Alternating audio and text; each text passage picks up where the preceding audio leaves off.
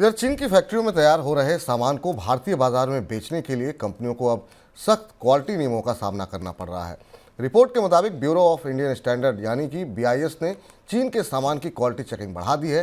फिलहाल चीन से आने वाले करीब 500 प्रोडक्ट को सख्त क्वालिटी नियमों का सामना करना पड़ रहा है और रिपोर्ट के मुताबिक आने वाले दिनों में चीन के 2000 प्रोडक्ट्स को सख्त क्वालिटी नियमों के दायरे में डाला जा सकता है।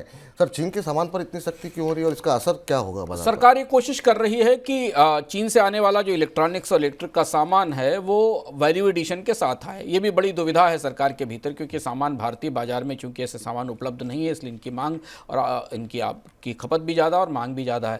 होता यह है कि चीन का सामान किसी तीसरे देश के रास्ते से आता है वियतनाम में, बाकी देशों के रास्ते से आता है, जहाँ इसकी केवल पैकेजिंग बदलती है, इसमें वैल्यूडेशन नहीं किया जाता। भारतीय मानक ब्यूरो अब ये कोशिश कर रहा है जानने की कि वो जो चीन से आने वाले सामान हैं उनकी क्वालिटी के पैरामीटर्स ठीक हो सकें और उन क्वालिटी के आधार पर दरअसल कोशिश ये है कि चीन से आयात को डिस्करेज किया जाए। इसके तमाम तरीके हुए, तमाम रास्ते बनाए गए। इसी चक्कर में सरकार ने कंप्यूटर हार्डवेयर के ऊपर एक फैसला लिया, फिर उसे वापस लेना पड़ा।